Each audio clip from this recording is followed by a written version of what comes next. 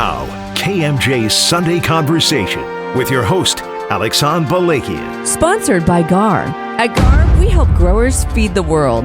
Good Sunday morning. Welcome into an all-new Sunday Conversation exclusively here on KMJ. I'm Alexandre Balakian. Sunday Conversation, the only one-hour public affairs show in the entire region that offers in-depth conversations with our local leaders. So, with that being said, a big shout out to my sponsors, GAR, the growing experts, in the press box. And just a reminder, Sunday Conversation podcast where you podcast anytime, anywhere, any outlet, iHeart, Spotify, Apple, and of course, KMJNow.com. We're also on demand because we are in demand. So that means you can watch us right there on YouTube at KMJ Sunday Conversation. All right, coming up a bit later, we're going to have Supervisor Chavez here. Also, Tylenol and autism, are they linked? Or is President Trump just fishing a little bit? Well-known pediatrics doctor Nu Sang is going to join me in a bit. But first, the Central Valley mourning another big loss in this community, a legend, an icon, really a career that has transformed the Fresno County Sheriff's Office. His biggest case, maybe most popular, that was nationwide, the Ewell family murders. He served 3 terms as a sheriff and was certainly one of the most beloved members of our community. And yes, I'm talking about Steve McGarrion, who passed this week after losing his bout with cancer. The former sheriff, 82 years old. So I want to give a fun fact before I introduce my guest this week. Steve McGarrion's mom, Alice, was sisters with my grandma, Mary Balakian, which makes me Steve's second cousin. And my dad is first cousins with Steve McGarrion. Yes, I know you're going to say all Armenians are related. I get it. But I am proud to wear that badge on my sleeve. So, besides family, maybe no one got to know him better and more dear than the former sheriff, Margaret Mims, a legend in her own lunchtime. She joins me now. Hi, Sheriff. I still call you Sheriff. Is that okay? That's all right. Yeah, Alex. okay. How are you? I'm doing just fine. I'm sure the loss is heavy for you. It is a heavy loss. He was sick for really a short amount of time after he got the terminal diagnosis, and it was kind of a shock for us that he went so fast. And he was such an influence on my life. Our families knew each other. I've known him since my days first as a police officer in the city of Kerman. Mm-hmm. That's where I first met him. He wasn't sheriff, of course, then, but he did work in the sheriff's department. And his wife was a reserve deputy for the sheriff's office, and she and I worked together. She as a reserve deputy and me as a police officer. So it's been a decades-long relationship.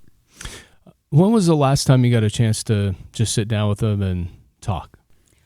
Well, we've been working for several years together now on this memorial project, which we'll talk about later. But I was able to see him in his final days. I was able to see him a couple of times. But the last time I was able to see him is the most poignant, and that was when he was taken from the hospital to go home in hospice. Mm. And American Ambulance did something that I have to give them kudos for, and Todd Villari, who owns American Ambulance. But we had worked many years, and he worked so hard with community members on trying to make this memorial a reality. And one of the things he said to me while he was in the hospital and I went to see him is he just really wanted to last to see the memorial. Yeah. American Ambulance, on their way to take him home, stopped at the memorial. The personnel unloaded him on a gurney and wheeled him through the memorial as long as he wanted to be there. And he was able to see it and touch the statues, and we were able to talk about it. Even though it's not completely finished yet, he was able to see it mostly in its completed form. And I am so thankful to American Ambulance for that. I'm so thankful that they did that for him and the family, and his family was there. Members of the sheriff's office was there. We were able to talk. We were able to laugh. We were able to cry. It was just a great, memorable experience, and I'll have that great memory in my mind the rest of my life. Can you describe the expression on his face when he saw it? Yeah, he was obviously he had painkillers, and it's more of what he expressed verbally, what he was able to say verbally, and he just kept saying, "It's so beautiful, it's so beautiful," and it was just really a moment. He was able to see his name because he was prominently mentioned in the memorial, not only for contributions but for his work in making it a reality. You know, that's just amazing.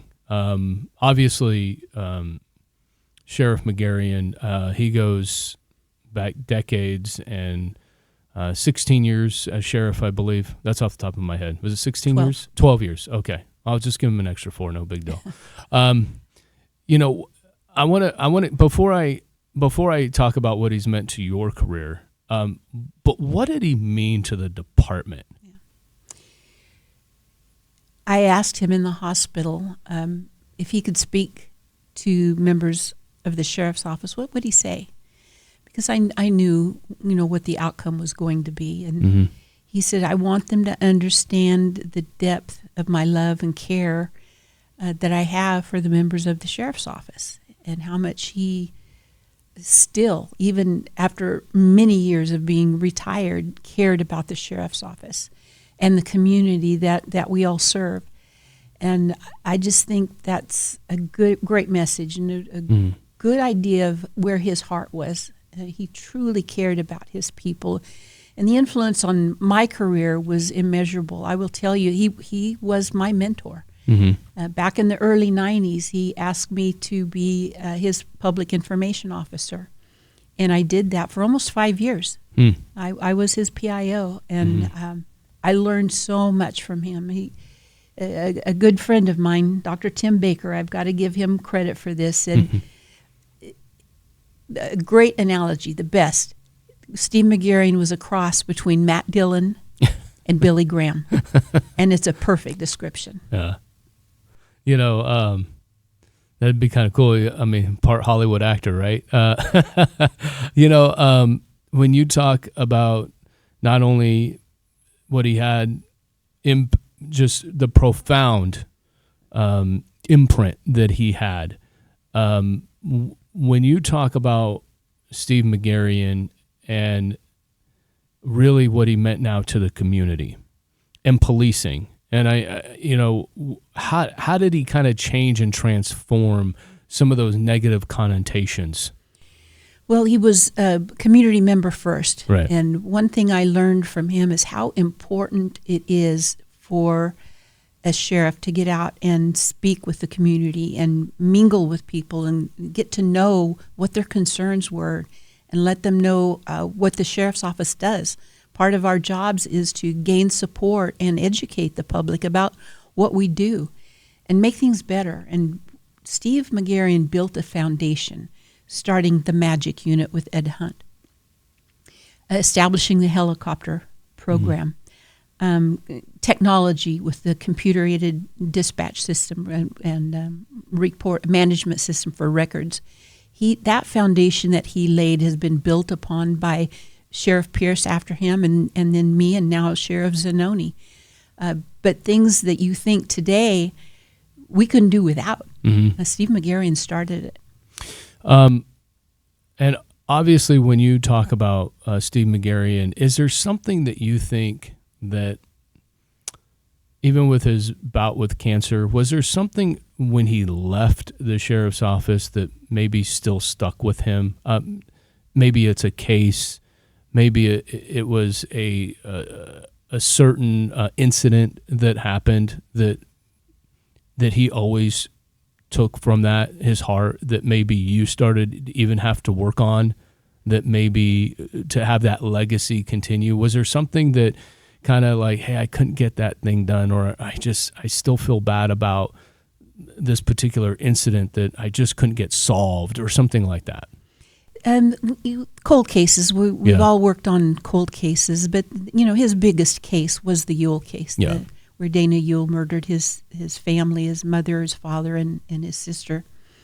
And what was interesting about that particular case is the detectives had did something that had never been done before. They actually cloned pagers that Danny Yule had. So whenever that suspect got a page, so did the sheriff's office. Wow. So we were able to track numbers and know when he was making calls and who he was calling, and that's part of his technology. Even though it was pagers way back then, that was still pretty advanced. And what Steve did, and there was a lot of talk about it at the time, is, well, this case is costing too much money. You know, it was very extensive, a lot of surveillance down to Southern California, but it had to get solved. It was such a high-profile murder. All murders are important, but this one hit a lot of people in a lot of different ways. If this can happen to a family that lives in Sunnyside, this could happen to anybody. Yeah, okay, I want to talk about the Sheriff's Memorial, and obviously you said it's not finished yet.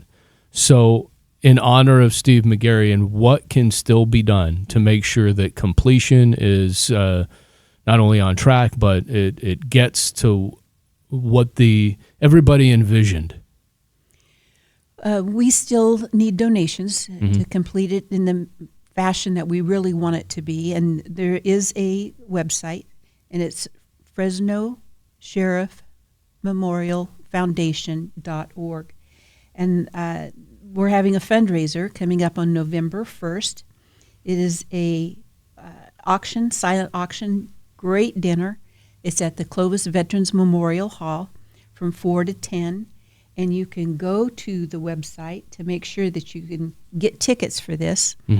But any donations would be helpful, and if you do it in Steve McGarrion's memory, it would be great. Now, with the memorial, is there something that you feel needs to be added to honor Steve McGarrion?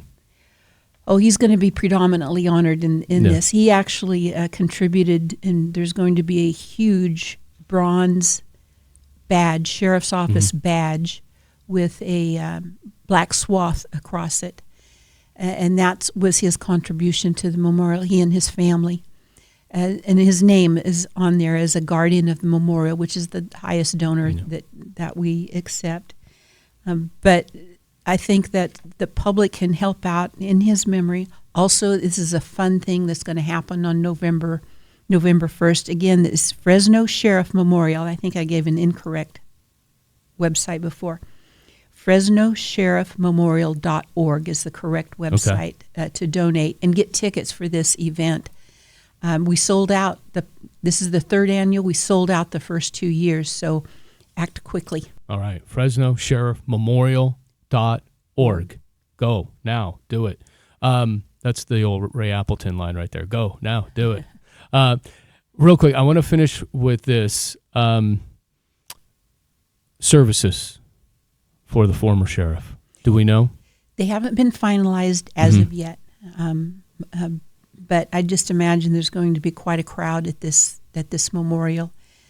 One of the things that I've heard said at funerals that we go to, we've got to stop meeting like this. I know, right?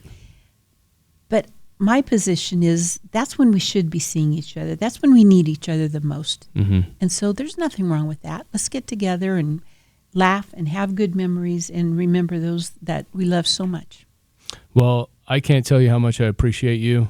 You're one of my favorites of all time. I don't even shy away from ever saying that. So I'll scream that to the rooftops. Thank you for all that you've done, and just continuing that legacy of Steve McGarrion. It lives through you, and we're just so honored to have you. Appreciate the time. Thank you, Alex. All right. Supervisor Luis Chavez, next. Welcome back here to Sunday Conversation. So my next guest can't exactly shake his hips like Shakira, or maybe he can.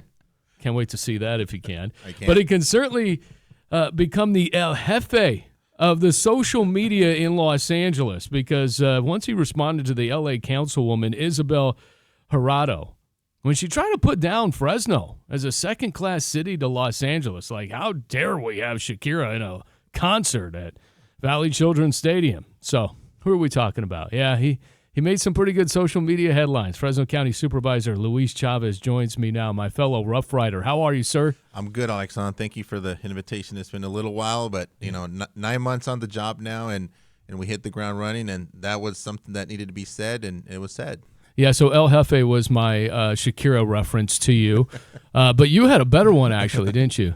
Well, I mean, especially with, just I think it was a little bit of an insight as to how the folks from, big metropolitan areas and the coastal region see us. It was a little frustrating to read that. And, that was obviously sent to me by some of my friends down in Southern California. And I just felt like I needed to respond and, say something about that. And there's a reference in there, obviously, about vegan hot dogs and, the Central Valley growing fruits and vegetables. But that's the part that I think is like so frustrating, that there's a disconnect oftentimes from the Central Valley and those large areas. And you look at what the downtown LA market has. They have like this compilation of, salads and fruits and vegetables and nuts and condiments. And a lot of those people don't know where it comes from.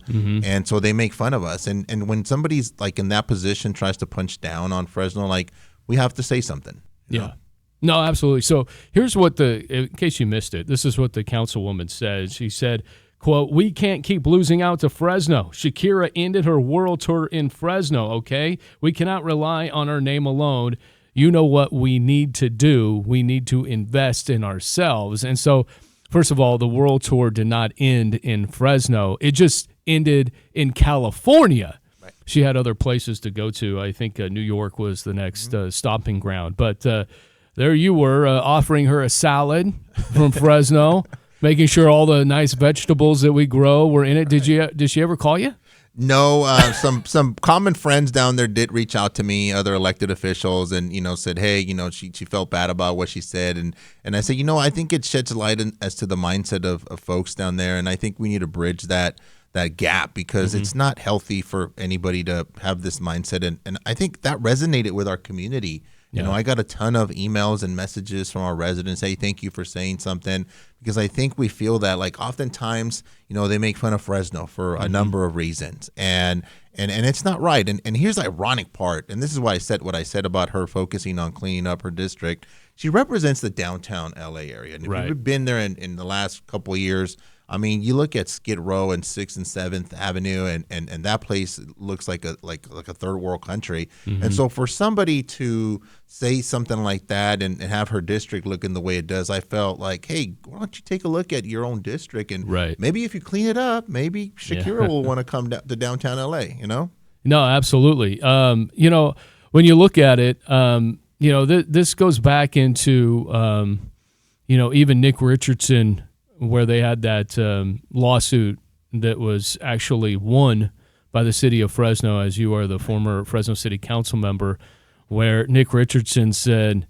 "Don't F with Fresno." And, I'm sure they're going to drop some hats now of that when they were able to win at least the first portion of blocking the Trump administration from trying to retract some of those federal funds. Right. Fresno's been a punching bag.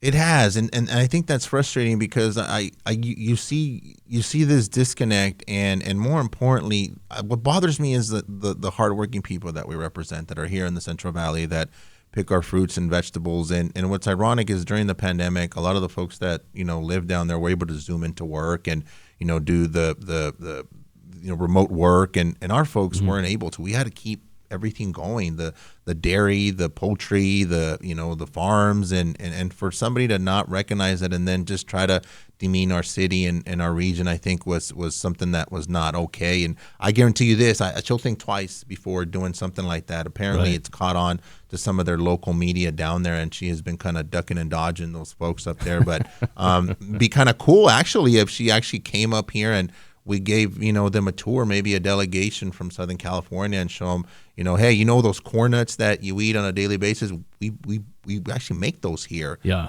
So, and a lot of the almonds that you eat, and of course all the fruit and veggies. Yeah. Hey, I want to move on now. I guess a little more serious business. You're part of Fresno COG, and Measure C, boy, it is, for lack of a better term, it's really got a lot of lumps in this road. It does. It does. And I'm just wondering from you, is there a light at the end of this tunnel, or is this just a road that is never going to get fixed all the way to the ballot box. No pun intended. Yeah. So we've gone through this path before. As you recall, the first version of Measure C did not pass for a number of reasons. They came back afterwards and kind of tightened up some of the language and, folks that have a certain priorities that they want to push for. I think this one is similar but different. Now we have a new conscience where we have a combination of organizations that do environmental justice and a number of other, priorities. And so they have additional seats, as you now know, on the Measure C, steering advisory committee. And so I think we have to do that because, if we don't, we're going to end up with roads that look like canyons. And, in the past, the city of Fresno, when I was a council member, really prioritized that. Now with, rebuild Fresno and pave now, pay later. But what about the rest of the county, right? This is a county-wide initiative. You visit smaller cities, Parlier, Selma, Sanger, all the way to Kalinga. They need those resources. And if we can't put our personalities and egos away and roll up our sleeves, then shame on us. Brooke Ashton ended up, he was booted off and then he was readmitted and then he was like, I'm done with it. Is Brooke Ashton correct when saying, and he's talking about these activists that you were just talking about, these environmental activists, he said, quote, they wanted to change the road tax just exactly the way they did Measure P for the parks. And he's basically saying they're moving the goalposts. This is not just about a roads tax anymore, is it? No, and I think the conversation has segued, and I work with Brooke, and he's probably one of the sharpest folks that I know. He knows pavement, as you know. He does that for a living, and he's very savvy when it comes to working with folks. But that was really embarrassing. There was no need for them to humiliate him like that. So that happened. We have to move on. We have to actually work and roll up our sleeves and get a deal done. I'm a little bit optimistic. I think every of those folks that are on there that are elected represent communities that have a need. They compromise, they negotiate during their budget process. This is no different, except that the stakes are a lot higher because it's either going to be a 20 or 30 year tax initiative for folks to tax themselves and pay for this. But I think if people know where the priorities and investment are going to go, I think they're open to supporting that. And keep in mind, last time around, even with opposition, it got 58% of the vote. Now, the areas that did not support it, obviously, that's where the work needs to happen. Our friends over in Clovis and some of the northern parts of the city. But I think with this turnout, it's going to be a little bit different dynamic. Has Fresno COG been transparent about this entire process, or are there areas where public records have been hidden? I mean, I don't know about that. Obviously, this will be my first meeting with regards to what records have been provided historically or in the past. But here's what I do know, that oftentimes the perception is reality for folks, right? And if you're not being entirely forthcoming, or even there's a perception of that, then people can make up their own minds. But where I think they have an opportunity is to do the outreach from now until the deadline that's coming up, by the way, that, they either have to come up with a spending plan that, appropriately addresses each of those priorities. But if we don't, then here's what's going to happen. Both groups are going to go out and collect signatures, which is now a 50+1, threshold, and whichever one gets the most votes will supersede the other. I think there's still a little bit of hurt feelings from what happened last time around. Yeah. And I think we need to just kind of move on and come up with a plan that works for all of our communities. Are you confident it'll pass, sitting right in front of me right now? Yes, I do. And really? I say that because here's why I've done a number of extensive polls in my district and, and on the city council and now on the county supervisor. That's at the top of the issue. Like, people want to feel safe and driving through, their streets and their neighborhoods. And we have neighborhoods that haven't been paved in 30, 40, 50 years. I've seen a poll. We did have that opposition last time, obviously, but it still got 58% of the vote. So that should tell people something, right off the bat. Can I throw you a curveball? Sure. You ready? I'm ready. Let's see if you can hit a curve.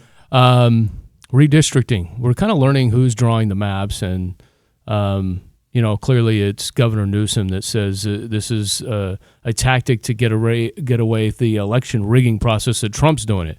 Do you agree, though, that it looks like he's rigging the election in California as well? They're both doing it. Yeah. Let's just be honest about what that is. So when the president called the governor of Texas and said, give me 5 more seats, I need you to gerrymander, and then just magically 5 Democratic seats got carved out, and then the response from the governor was like, hey, we're going to do it too. But here's what's different. Like, we're actually asking folks to vote on it. Texas didn't do that. They actually just went and said, you know what, 5 Democrats, you're out.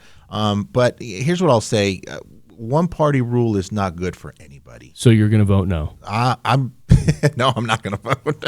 You're not going to vote on it? I'm going to vote on it, and I'm going to vote yes to get some checks and balances on there. I really feel that the president has been holding the federal dollars ransom. We just talked about that earlier.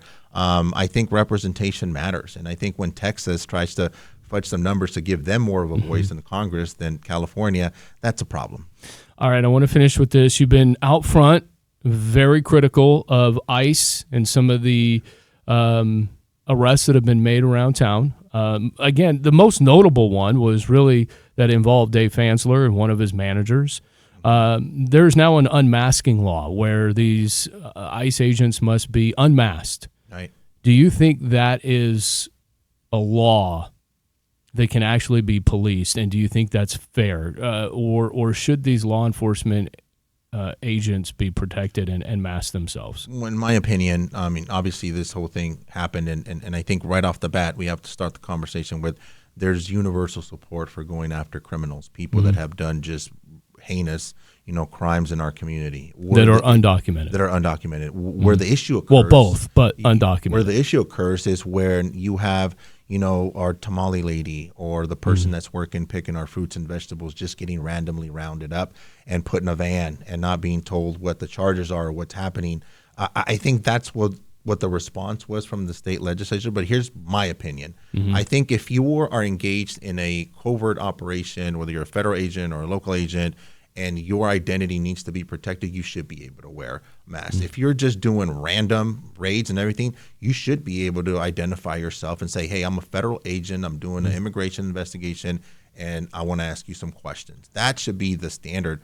But it's not that clear. It's not that clear. That's the problem. Yeah. That's the problem. We're so politicized that hasn't been delineated, and now the legislature feels good about passing a law that they feel would be a win, but it's not, because the federal government already said they're not going to follow that. They're under a different jurisdiction than we are. So at the end of the day, I think that whole thing is going to be moot. But we really should be addressing the comprehensive immigration reform that needs to happen, and then all of these BS issues go away. Yeah. All right, Luis Chavez. Good luck with Measure C, buddy. Yeah, thank you. I'll have to do a follow up and see how many pitch and forks and folks showed up to chase us out of the room. But I really do think we can get a deal done, and I hope we do. All right. Still to come here on Sunday Conversation, Tylenol and autism. Is it linked to kids? Well, we're going to find out. Dr. Nu Sang is going to join us next. Welcome back to KMJ Sunday Conversation. Hey, did you hear this weird news? Tylenol somehow linked to an increase in kids being diagnosed with autism. There was President Trump, flanked by his Secretary of Health and Human Services, Robert Kennedy Jr., making that shocking claim that the little ingredient in Tylenol, acetaminophen, is the reason why there's been an increase in kids being autistic. Tylenol's stock has taken a big hit. The medical community at large is not really supporting the Trump administration's claims and warnings. So what do we know about this? And is there a link at all? Is there any science behind any of this, any data? So I thought I'd bring in one of the great pediatric doctors in the entire region. Dr. Nu Sang is here. What do you mean? Oh, come on, Doc. You're one of the best. How are you? Well, thank you very much. I just do the best job I can every day. So if you didn't know, he has 3 locations, Sang's Pediatrics. There you go. There's your commercial. And it was free. Congratulations. Okay. Yeah. So well, when you first heard about this, Tylenol, autism, there's a link. What did you first think about this? Scientists have been trying to study if there has been a link for years. And actually in 2024, just last year, there was a study in Sweden, and they studied 2.5 million people over a period of decades, actually, to see if there was a link. And what they showed was there wasn't. And so we thought that was the end of it. And in that study, 2.5 million people in Sweden, they actually controlled for the siblings, meaning that if a mom took Tylenol during pregnancy and had a child with autism, did she take Tylenol during her second pregnancy or not, and have another child with autism or not. And so they controlled for that, and they showed that there wasn't an association. It was either autism or not autism, regardless of Tylenol usage. Or paracetamol. It's called paracetamol in the rest of the world. Over here we call it just Tylenol by its so they controlled for that. Now, you how long you been a pediatric doctor now? Thanks for asking. You're welcome. I had to figure that out earlier today. Yeah. So it's 22 years. 22 years. Yeah. And correct me if I'm wrong, your mom was also a pediatric doctor. Oh, she still is. No, she still is. How long you been a pediatric doctor now? Oh, very good. So you're welcome. I had to figure that out. We've been in Fresno since 85. So that's fantastic. I mean, obviously you're very giving. Your and correct me if I'm wrong, your mom was also a pediatric doctor. I wanted to make sure we had still is. background for our audience in case they didn't know. Oh, very good. About how long you've been working as a doctor with kids, and so really that's fantastic. Your mom I mean, obviously you're very giving. Your family's very giving. And have you ever seen? So that I wanted to make sure we had the background for our audience in case they didn't know the increase of kids. How long you've been working being diagnosed as a doctor with kids? Well, I don't know. And really, you've learned from your mom all these years, and then you've got into the practice. I've gotten a lot better diagnosed. Have you ever seen personally? And I know my mom was a doctor when I was born. The increase of kids and back then, are now they didn't really being diagnosed with autism. And so my mom's actually not really great at it. So she always gives it to me. She always has me take care of it. And then I was like, okay, yes or no. And I've been, I've been blessed to be able to have been trained in it. They didn't really train it in the 60s and early 70s. And so, and along with ADHD, if you go back into the 60s and 70s, nobody was really diagnosed with that. Whereas now we have better tools and better understanding of the diagnoses. And so that's why when we talk about the increase, is it increase in just diagnoses or the increase in prevalence or incidence of it? And so for me, I always think also some people talk about in medicine, there's horses and zebras, okay? Horses are very common, you see it, you can see horses out in the wild. You never really see a zebra out in the wild, not in the United States, right? Some diagnoses are very common and some things are not. Some genetic disorders are very uncommon. And they used to joke at the hospital that I'm on safari all the time. It's like all the zebras come to me. Right. And so I see a lot of autism. I don't know about the other practices out there. I think that a lot of the parents who actually have autistic children come to St. Pediatrics because we're so experienced in it. It's not just me and my mom anymore. We have plenty of doctors and nurse practitioners. Right. So you see a lot of cases. I see a lot of cases, and they're very difficult. And whether they're high functioning or low functioning, we have a lot of experience with it. Do you have any idea why the increase has happened?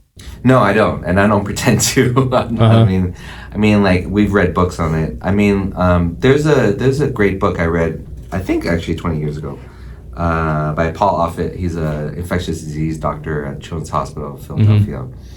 And it's Autism's False Prophets. Autism's been around for decades. And people are always like, oh, I'm trying to sell you a cure for this. And one of the cures, it shocked me, was they used to do spinal taps on people with autism and re-inject it into the body and say, you're cured. And people are like, oh yeah, it's working. And it's a false cure, right? And people want to believe in these things. And it's really kind of awful.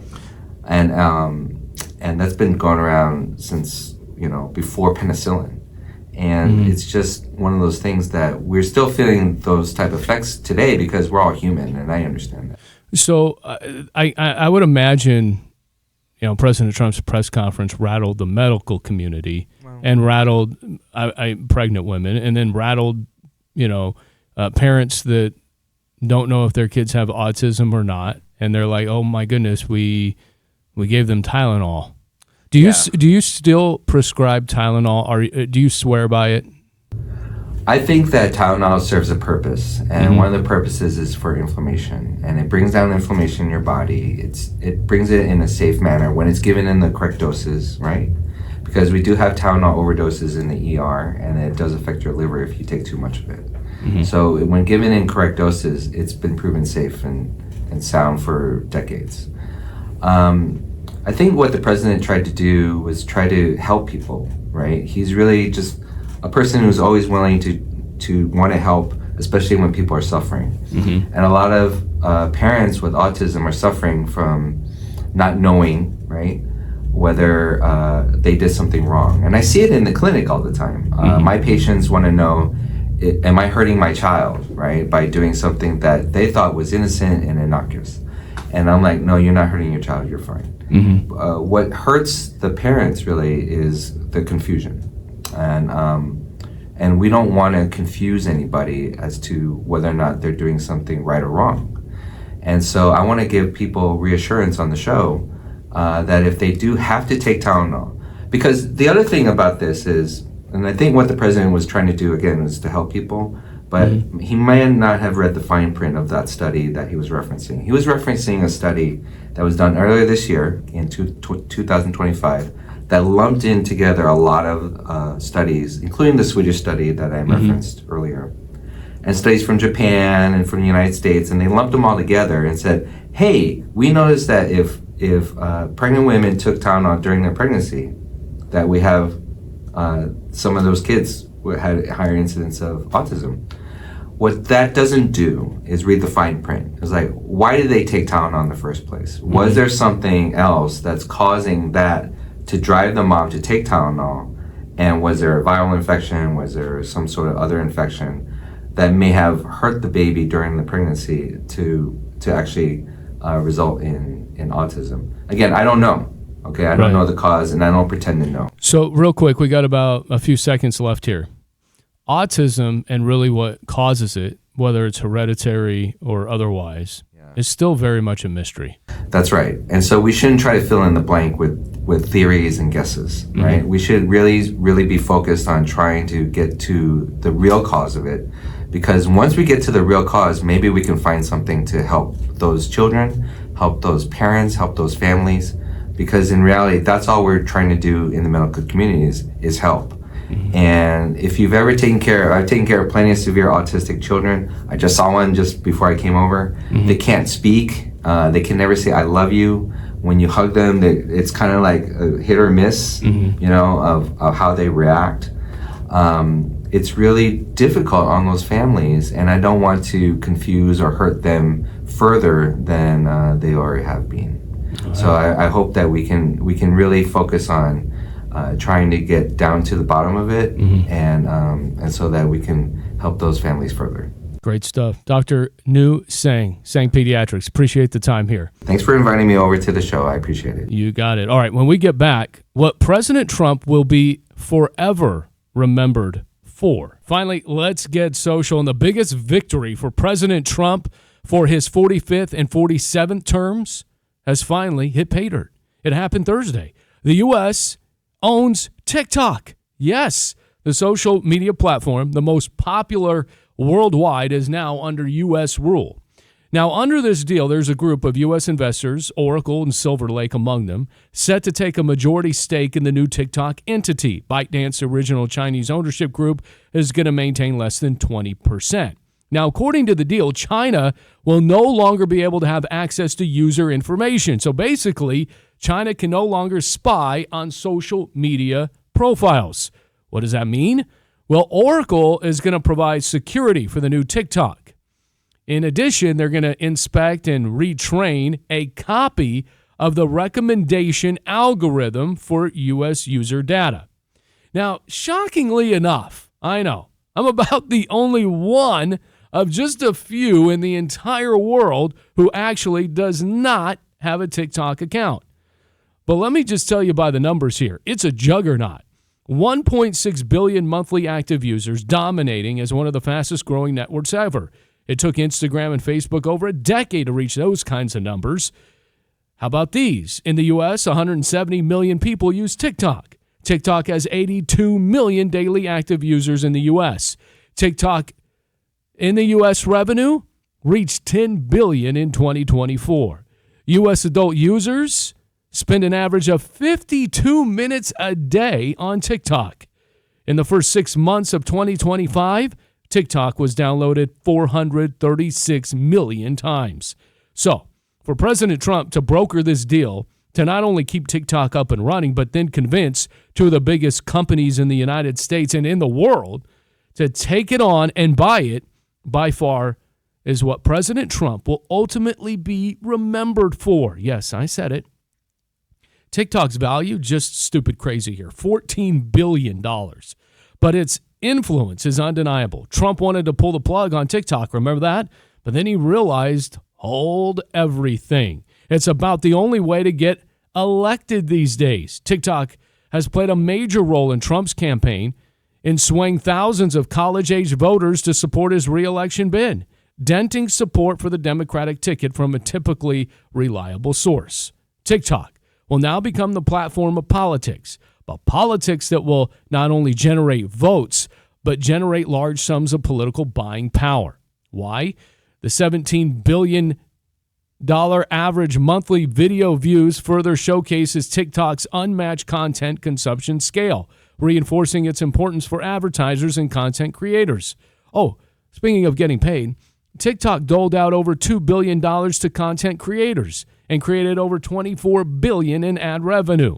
So you tell me, President Trump not only preserved the biggest social media platform on the planet, but he will take the credit for taking it away from China and put a new label on it.